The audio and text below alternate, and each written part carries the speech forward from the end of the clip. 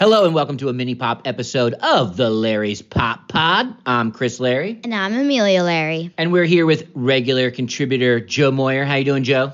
Good. Thanks for having me. And this mini pop is we are going to review a movie that we just saw yesterday, and that is Ralph Breaks the Internet, which is a sequel to Wreck-It Ralph, I believe a 2008 movie. I might be a little wrong on that, in 2012. We'll get that corrected in the show notes. Just quick first impressions. Amelia? I thought it was a really good story about the internet because there's not a lot of movies for kids about the internet. And these characters are loved already, so. And Joe, what was your quick hot take? Yeah, the quick hot take for me was I had no expectations. I didn't know anything about the movie. Looking forward to seeing a movie with my niece, and I was pleasantly surprised. It was interesting. The characters were dynamic, and me being in technology, seeing all the names of technology, being in the internet was it was fascinating. It really did have a lot of great commentary and sort of inside jokes even about the internet. Basically, if you remember from Wreck-It Ralph, these are the characters behind the video games and this whole construct of their kind of working within the video games. And basically the old school arcade that they work at gets connected to Wi-Fi, or as they call it, Wi-Fi. And then they're able to kind of turn their ones and zeros and go into the web. And then just like the video games, there's this whole characters and people that live within the internet. And so you see YouTube and you see Facebook and you see all this internet culture, eBay, etc. You see Google. It's like the biggest building there. Yeah. You see there's also not like buildings. Like if it's Twitter, there's like a tree with a bunch of birds like tweeting. There was a lot of great visual jokes about the internet that probably you'd find, or even funnier, you'll catch more on a second and third viewing. What was your favorite internet joke? Let's see. There was a lot of funny ones. I think the Wi-Fi to me was hilarious. That everyone knows what Wi-Fi is. I also thought that the companies mentioned, they must have paid money because the security companies, all the cyber issues in the internet, McAfee, Checkpoint, all of these companies that I work with every day were mentioned. I thought that was very interesting. Yeah, and I love that they kind of the eras of the internet. At one point, they go down to like basically the scrap heap or kind of the basement, the dark web. The dark web. All this stuff was great. I loved that GeoCities was like trash, that old AOL property, and they had like a sign for dial-up, and they had some really funny jokes around spam and around pop-ups. Yeah. They had this great character who's kind of like the CEO of this BuzzTube viral video hit, paid by Taja P. Henson, does a great job at that. So there's lots of good internet jokes. By the way, this is going to be a spoiler-free review, so we're not going to give away a lot of plot points or the end because we definitely want you to see it. Would you recommend this to other people? I would. One of my favorite inside jokes was definitely like the clickbait. Like, click here, you want to know how to get rich by playing video games? Or like, and then there was stormtroopers one point, and they were like, you are putting out unauthorized clickbait information, you will get arrested. And I also like to pile onto that is, first of all, the 80 video games, just all of the references with Pac-Man and Donkey Kong were great for me. And then also the amount of likes they had to get in BuzzFeed instead of YouTube, obviously. That was very interesting because he had to go try to save this situation, which I won't tell anyone about, but it was very interesting the way they went about that. Yeah, in fact, you both bring up an interesting point. This is a Disney film, and a sequel, as we've mentioned. And because Disney has just been gobbling up so much intellectual property, that there's just an amazing amount of characters and voices and images from Disney's property. Amelia, you mentioned Stormtroopers. So there was Star Wars references. There was Marvel Comics references. There were references to other Disney characters, which actually brings me to one of my favorite kind of plots of the movie, which was that all the classic old school and new school Disney princesses were actually kind of key characters to the movie. Mm-hmm. Go ahead, Amelia. There was like Brave even, which a lot of people don't really recognize as a princess. And I don't think most people know it as a movie.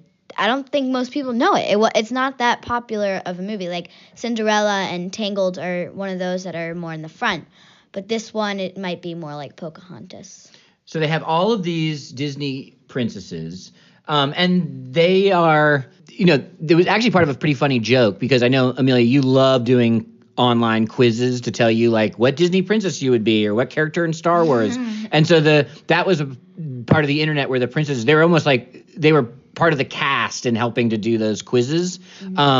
And they just played with a lot of funny tropes around the Disney princesses. Joe, you were talking about that when we were kind of unpacking the movie in the car ride home. What was your take on the Disney princesses? Yeah, I thought it was hilarious and also nice theme of building great self-esteem in young female future leaders, because they're all in their gowns, and in most Disney movies, they're trying to be saved by a man.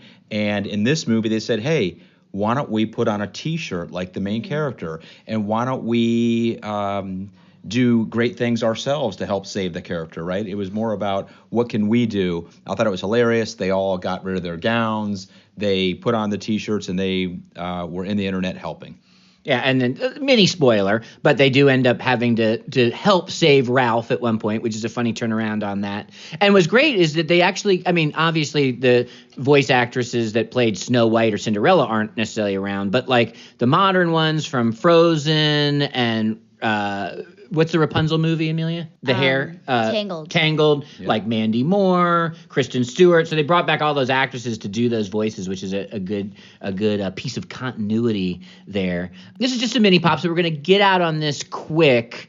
Amelia, if you could recommend this movie to another, kid your age, tween, what would be the major reason that they should watch it? The major reason that they should watch it is the internet is both a good place and a bad place. But this movie takes it to a whole nother level, which is like visual. You see the internet, but you don't see what's behind it and all the codes and everything like that. And this movie takes it there. And that's why I think you should watch it. All right, Joe. So from an adult perspective or a parent or an uncle, not just for why kids would like it, but if you're the adult accompanying a kid to see this movie, what would you recommend or why? I would say, overall, just good entertainment, great characters, like you said, having Star Wars and all the Disney princesses in there that was fascinating.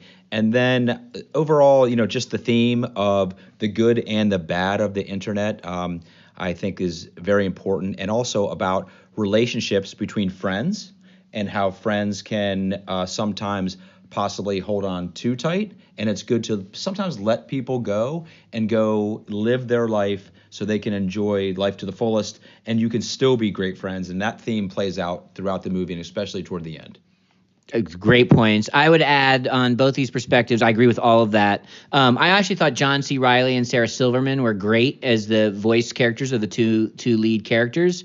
I thought the characters really kind of were almost based on their personalities to a large degree, and that really helped the characters to be real. John C. Reilly is the kind of lovable galoot, and Sarah Silverman's the kind of sardonic, witty female heroine. Kristen Bell, yes. Not Kristen Stewart. So thank you, Joe. Got to have IMDb on our fingertips, so it's Kristen Bell. And a surprise visit from Gal Gadot, who played Wonder Woman. I didn't even reckon. The voice, I couldn't quite tell. And after the movie, we stayed through all the credits, and we were surprised. Yeah, I was definitely like, who is? I know that is somebody. So yeah, Gal Gadot, otherwise known as Wonder Woman. The thing I would recommend this movie is that I really thought it was an interesting take on a lot of modern issues and problems. And I really think this is going to hold up to multiple watching. The first time you're kind of watching, especially in the theater, you're caught up in the experience and the basic plot. But there are so many visual jokes and references that I think on the second and third viewing, which if you've got kids, you're going to watch these things multiple times probably. There's a lot of social commentary in the movie. So reminded me a lot of the Lego movie in terms of having those kind of references and where adults and kids can like it at the same time, because it's really the jokes, the plot, and some of the commentary are landing on multiple levels. And also, just from my point, I know last year we saw a movie and it was on a pop. Coco, which after the movie I said that movie will win an award. I was blown away. Mm-hmm. So, just a small prediction here. This movie is not going to win a Coco type award, but I think it's going to get something for around creativity, possibly music, but it's going to get something out there for this movie as well. I agree. I think it's going to be a well-liked movie. And yeah, you did call Coco, which did win the Academy Award, I believe, I'm pretty sure, for the best animated film of last year, and it was quite good. And this really kicks off the beginning of a holiday movie season, which we'll probably be covering. Anyone have any movies that they're looking forward to this holiday season? I know that you've got one. All right, so it's kind of weird because this movie is a sequel, but I haven't seen the first movie. But one of my favorite actors is in this movie. His name is Lin-Manuel Miranda, and he plays Hamilton in Hamilton. And he wrote it. And Mary Poppins is just such a great character, and I think they're taking like a modern twist on it. So I want to see that. All right. Do you have any holiday movies that you're looking forward to coming up? I do not have the next one on my list. I'm hoping Amelia will tell me after this pop what I should see next. And this is our first winter in a couple years without a Star Wars movie, so it's a little bit of a blank hole. But we will be investigating it, probably watching some holiday trailers. And we've done a holiday movie extravaganza episode. We might do one of those again. So we will be back. Bye-bye.